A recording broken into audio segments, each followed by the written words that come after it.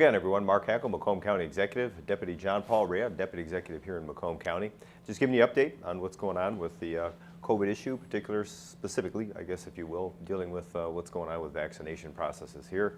But before we get to that, just want to remind everybody, next week is National Work Zone Awareness Week, trying to keep our construction zones safe and folks that are driving through those construction zones, but most importantly, our construction workers, trying to keep them safe because there's going to be a lot of projects going on throughout the county, throughout the entire Southeast Michigan, throughout the state, and probably even the country. But with that being said, at the end of this video, when we give our update, please stay tuned because we're going to talk a little bit about the specifics dealing with construction zone safety.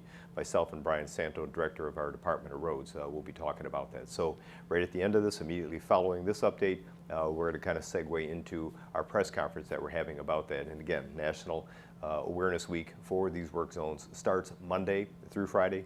But again, we want people to be safe year-round. So with that, John Paul, it's interesting. We're looking at some of the issues dealing with the vaccinations. We've been asked some of these questions about, the percentage of people that have been vaccinated in the various categories. And interesting enough, our health department has actually been able to keep track of that.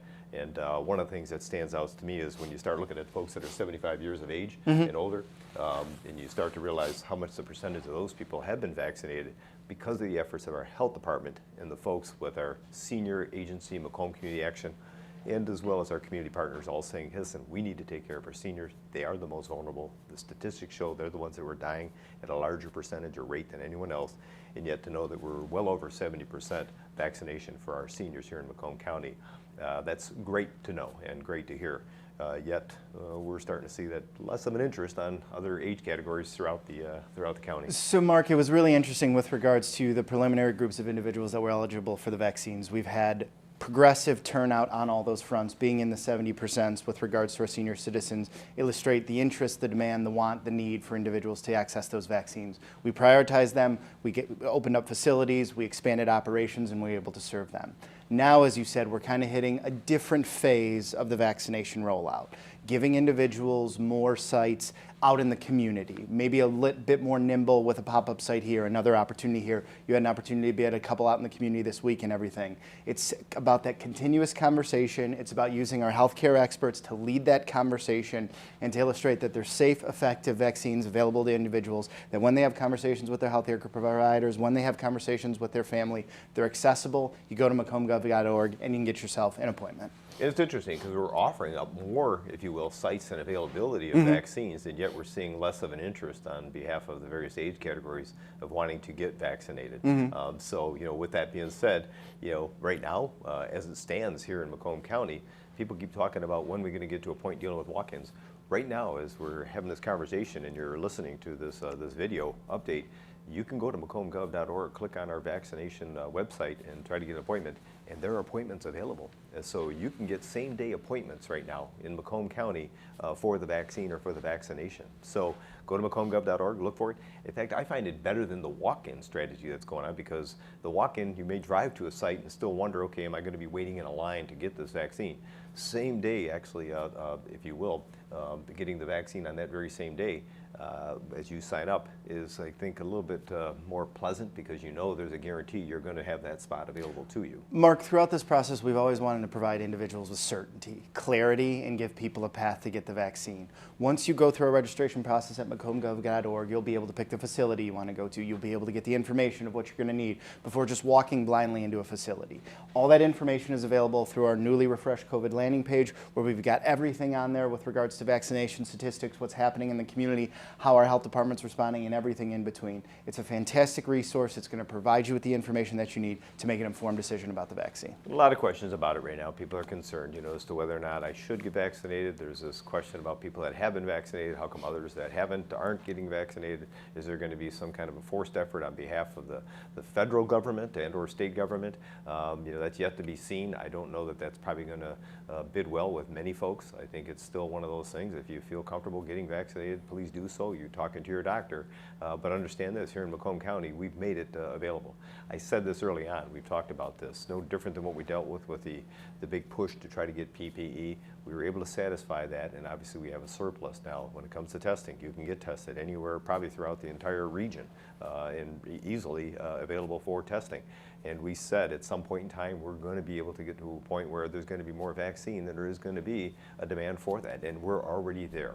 We're seeing that throughout the entire state.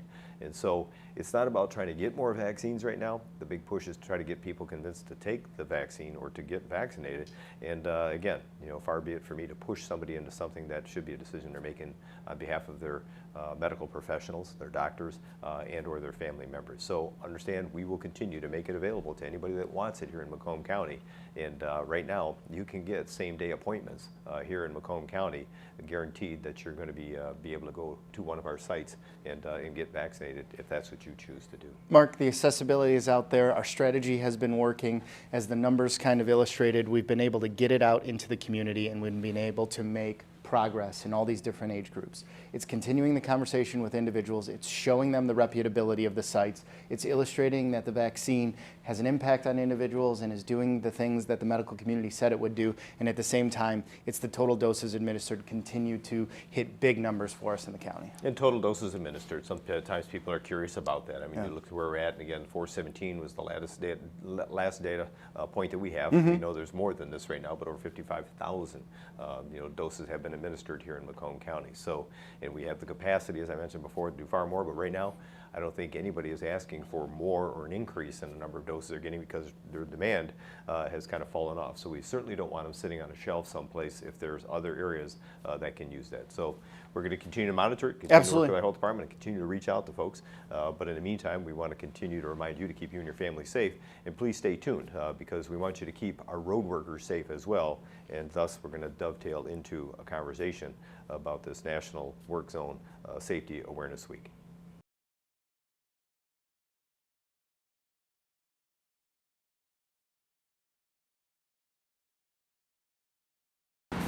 Many of you may know or maybe are not aware, but this happens to be starting Monday, National Work Zone Awareness Week. And it's a Monday through Friday. So April 26th through the 30th is National Work Zone Awareness Week. And there's a reason why we have this. They've been doing it for decades. It's to draw attention to what's going on during construction seasons. And here in Macomb County, you're going to see probably hundreds of projects going on throughout the county. And these projects are a combination of local road projects, county road projects, state road projects, and our Department of Roads handles and works on every one of those projects, either directly or somehow indirectly. And Brian Santo, director of our Department of Roads, who's standing next to me, is going to give you kind of some update on some of those projects and what's going on and where you can go to get more information about all the projects going on here in Macomb County, and to stay tuned on updates within those projects that are happening as well. Interesting enough, the most recent data and statistics and numbers we have are from 2019. And so the 2019 statistics are the reasons why we continue to try to get people to realize the importance of driving safe in work zones. And if you think just about the numbers, nationally, 762 fatal crashes occurred in these construction work zones. And of those 762 crashes, there were 842 deaths as a result of those accidents or incidents. And from a perspective of those that are responsible for dealing with these road workers and the contractors that are working on these roads, of those 842 deaths, 135 were road workers. So nationally, 135 road workers lost their lives during the year 2019. We don't have the statistics for 2020 just yet. But unfortunately, we do keep a tally and a toll of some of the incidents that do happen in and around the area. And we do know one statistic, and it's statewide. Here in Michigan, there were 5 construction workers that lost their lives in 2020. That will be added to those national totals when they come out. And it's unfortunate because of all the years, for decades here in Macomb County, we have never lost a life. And we've been very fortunate with that. But unfortunately, 2020, of those 5 road worker deaths, one of those happened to be a Macomb County Department of Roads worker. And with that being said, Zachary Morissette was a young, new worker within the Department of Roads, lost his life, and it had an incredible impact on his family, his friends, and as well his co-workers. And people within the community reached out, and the support we got statewide for the loss of his life was incredible. But we're looking more for the support of the public. to try to help make sure these things don't happen. That case is still pending, both civilly and criminally. The state police, St. Clair Shores, are working alongside of the investigators to try to figure out what's going on and what's going to be happening with the prosecutor on that. So the details of that you'd have to get from a law enforcement agency. We're just here today to try to highlight the fact that one of our own lost his life as a result of one of these construction zone incidents or accidents, and the impact it has really goes deep with us.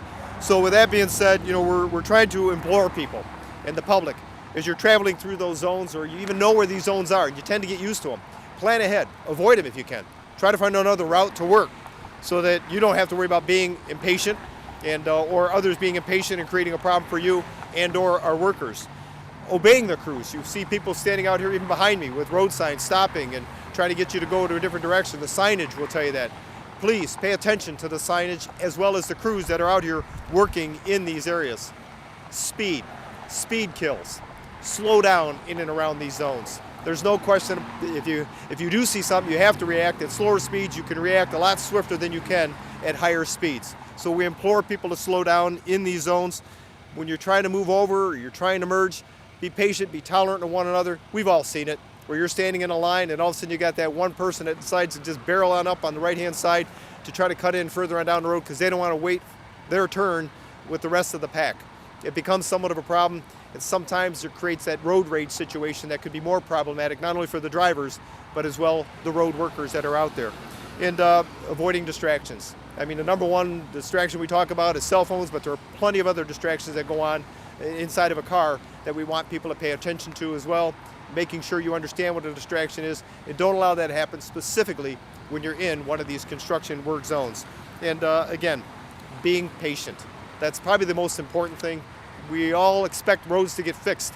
We're mad about the condition of our roads, but we want them fixed. And unfortunately, we get mad about how long it takes to fix a road. We can't go to a Target, a Myers, we can't go to Amazon and have one ordered or shipped in and just kind of put it in place here. These projects take time.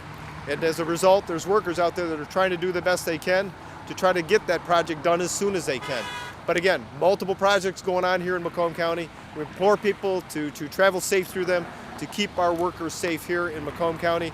And with that, I'm going to let Brian Santo come up and talk a little bit about the roads here in Macomb County and some of the projects, including the one site that we're at here, to kind of give you an update on where we're at with our projects in Macomb County. Brian? Thank you for that introduction, Mark, and thank you for bringing me here. I just want to reiterate the sentiment of Executive Hackle as far as work zone safety. It is very important to us as a road department and workers to be able to work safely within the road network and to have our workers as safe as possible fixing the roads to make it safer for the motoring public at large. So just to go through some of the information, Macomb County has about 4,400 miles of roadway within the county itself. Under that, we have about 1,800 miles of roadway that the road department manages and maintains. We have 224 bridges, we have over 500 large culverts, and we have approximately 900 traffic signals that we maintain throughout the county. As Mark had mentioned, we have a very substantial and sizable construction program once again this year, over $100 million in total as far as construction costs. As you can see behind me, this is one of the projects that started off for the construction season. It is a bridge rehabilitation project as well as an expansion of a sidewalk pathway on the south side of the roadway in conjunction with Clinton Township and in partnership with Clinton Township also. Some of the other projects that we have, notable projects, Innovate Mound is one of our mega projects that we have. It's a 9-mile corridor along Mound Road between I-696 and M59. That is a substantial part of the construction program that we have this year. That will reconstruct that 9-mile segment over 4 years, ending in 2024. And it does include a widening between 17 Mile and Hall Road also. Another project that we have is a reconstruct and widening on 23 Mile Road in Macomb Township.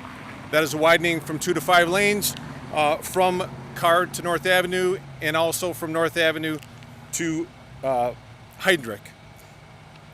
Another project that we have is in Shelby Township. We are finishing an intersection improvement project at Shelby Parkway and 23 Mile Road in conjunction with Shelby Township. The Garfield Road project that we have in conjunction with Clinton Township on 17 Mile North to 19 Mile Road is a mill and fill project that we're looking forward to and is much needed as far as repairs for safety purposes. We do have a project in St. Clair Shores on Harper Avenue between 8 and 9 Mile Road that's involving concrete patch repairs that's much needed.